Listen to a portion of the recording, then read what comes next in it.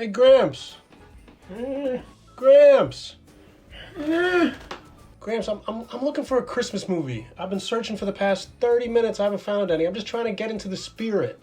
You're looking for a Christmas movie, I see. Well, I have one for you. But there's no elves, no Santa, no gifts. Just Paul Giamatti playing an old history teacher with a grieving mother who lost her son in Vietnam. And this is a Christmas movie?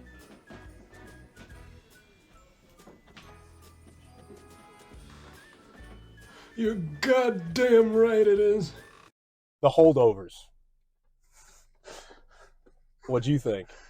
Wow, what a film. It really delivered the entire time. It's 2.5 hours of just watching broken people try to be a little better, but they're just innately just not like willing to be good people until like each other has to shake them into until they meet somebody that makes them want to. Exactly. That's the kind of the movie in a bottle, just a nutshell. But like, there's just so much going on with each individual character in the movie. It's such a heavy and layered and just complex, and emotionally driven movie that like these. Well, let's the Holdovers, starring Paul Giamatti, Davine Joy Randolph, and Dominic Sessa. They said introducing, right? Yeah. In the opening credits. Yeah, who played the main boy throughout the movie, Angus. Yeah, who's such a great little shit.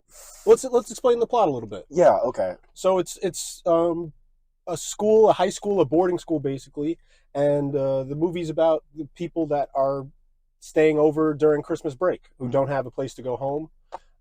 And one teacher, Paul Giamatti, is left to take care of them and watch over them, basically. And then also the cafeteria manager is there watching and cooking food for everybody. I had you guys stuck with babysitting duty this year. How'd you manage that? Oh, I don't know. I suppose I failed someone who richly deserved it. But yeah, it's not too many people. It's about 5 or 6, and the numbers dwindle. Yeah. It starts out as like an ensemble cast of 5 or 6 kids that are all starting to slowly develop a relationship, and like you can kind of see, okay, maybe this Christmas won't be terrible, because it's such like a kick in the dick already just be left alone at the holidays without family, and the only person that is watching over you is your teacher. Any teacher in that scenario would be a bad person to be with for the holidays. Yes. But you get Paul Giamatti, who plays a guy named Paul, who's one of the textbook example of the worst kind of like the jerk teacher who won't give you any breaks, who won't give you any slack, and is just to the book, to the word. I can tell by your faces that many of you are shocked at the outcome. I, on the other hand, am not, because I have had the misfortune of teaching you this semester. The breakdown of him like becoming, oh my gosh, like starting to open up piece by piece as the movie goes on. So natural do they do that, and so subtly do they do that. But you could so see it, like it's as subtle as it is. It's so clear. Yeah. Where he's breaking down inch by inch or chisel by chisel, and by the end of the movie, he's just I don't want to spoil it, but he's a little soft sack. It's there the whole time. It's just he's just so wrapped up in staying inside of a cocoon. Paul Giamatti has lived at the school Barton for his entire life almost, and doesn't explore, doesn't go out, doesn't meet people, and just like looks down on the students coming in as rich, entitled brats who don't deserve anything. And he's not wrong for the most part. They're all pretty crappy kids because they all come from kind of broken homes of just wealthy parents willing to ship their kids off, you know, and not deal with them. They're all different degrees of that. And the Angus, who's the only one that fully stays the whole time, it's so like I'll say this. He says his dad's dead, but that's just a cover. It gets harder and harder, and it's just like that's one piece of it. It's a small piece of it, but well, we're distraught really right now because it was. I mean, we were hung emotionally the whole way through, which is I said before the video started. I haven't watched a movie that's kept me that, I don't know, emotionally driven or engrossed. Engrossed emotionally. I like that. Engrossed emotionally for so long. It's been a while, and again, it's a the what do you call it? The mood of the movie is it's low key. It feels like the whole time you're almost at like you're next to a campfire. I know that's like a weird description, but that is like the vibes of the movie. It's very chill and calm, even though there is some like heavy stuff going on. Not too heavy, but the whole. I feel like the way I described it's subtle but it's clear at the same time is the way like that powerful emotion is going on as well, where it's like it seems like it's light and it's easy, and it is, but it's also really powerful, and because it's so small and sheltered, it becomes very large and everywhere. So I don't know. It was strong punch. I'm feeling I don't just in a disarray of emotions. It's like it really hits in a lot of different like punches that you don't expect. I did not expect coming into it that it would deal with grief, it would deal with loss, it would deal with abandonment, it's a lot of different like Christmas cliches of like that's like the moody type of Christmas stuff. But like you said, this is the type of movie like you can curl up against like a fire and just kind of like sit in the mood and the atmosphere of the movie. But like it's not going to be a fun like happy Christmas watch that you just kind of like enjoy and just like I love Christmas. Right. It's going to make you like it's going to hurt to watch, but like it rewards you to like gain like by seeing the heart of it and the growth of these characters and the relationships. Like we haven't even talked about her name's Mary? Yeah, Mary. She is such an emotional like the character's name. Yeah, the character's name is Mary. She is such an emotional heart of this movie that she was so good. So good. And the Boston accent was pretty damn good too. Oh my god. Right? Yeah, she pulled it off insanely well. Yeah. It was damn good. I noticed that off the jump. I was like, oh shit, is she gonna keep it the whole way through? She did. I was like, okay. She really did. Okay.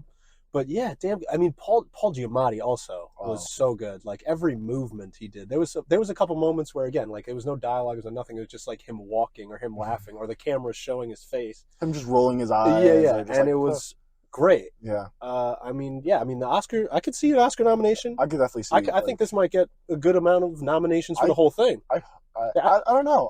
I'm curious to see how a lot more people respond to it. I mean, it's still early, but everyone I've read and now can agree with has said it's awesome. Yeah, it's gotten great reviews, from us included. Yeah, right. I mean, I gave it that like Breakfast Club, Dead Poets Society vibes.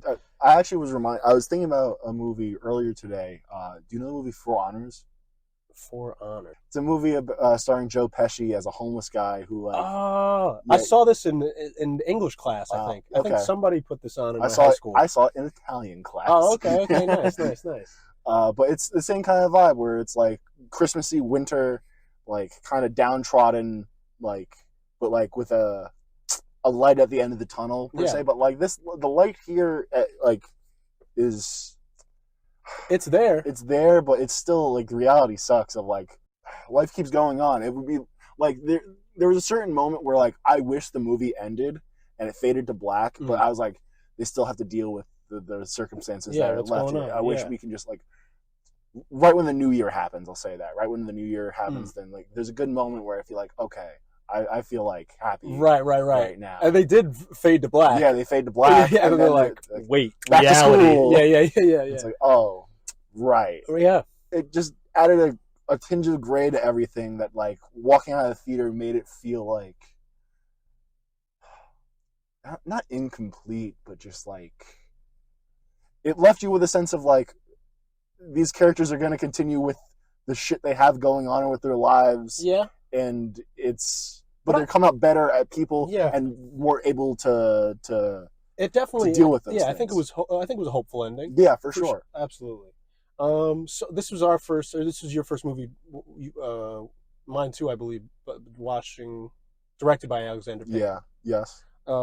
So would you watch another Alexander Payne Oh, movie? if they're these types of movies, that they know exactly what they are from the jump. Literally the first. It really did, and that's why I completely agree with you there. The whole way through, it felt like every emotion that I felt was like purposefully written and prescribed for that. Like it's the whole way through. It felt like the director knew and the writer knew exactly what they were doing, exactly what each moment would make the audience feel. It felt it felt very in touch with the audience. I don't know. It just felt like they knew every single moment where to put this and what to do here. It definitely didn't seem like there was much improv. It felt like every moment is exactly what I wanted to make, and it's going to deliver exactly what I wanted to deliver. Yeah, and it feels like it did. Oh, absolutely did. Not knowing the exact direction or the exact idea of where he was going or what he wanted to do, it felt like that's what he wanted to do. Yeah, it made me want to hug my family. That's me, like, For real. Yeah, those are always good movies. Last movie that made me want to hug my family, Everything Everywhere All at Once. It's also a good movie. Great movie. No, but last movie that made me hug my family. Yeah, I would definitely recommend it if you're interested or curious about watching it. Definitely go see it. Definitely go see it. It's a movie you can really sit in the world of for a good 2.5 hours and just kind of like get engrossed in it and just enjoy. And be pulled along through the highs and the lows. It's well worth it. It's very well worth it. I will give it 4.5 Paul Giamattis. I'll give it 5 Paul Giamattis. Wow. I think he was incredible. I agree. thought he was awesome. The Holdovers. If you want to see more, watch more, subscribe. We're going to keep watching movies. We're going to keep doing this. Our opinion on them. So, be prepared. The Holdovers.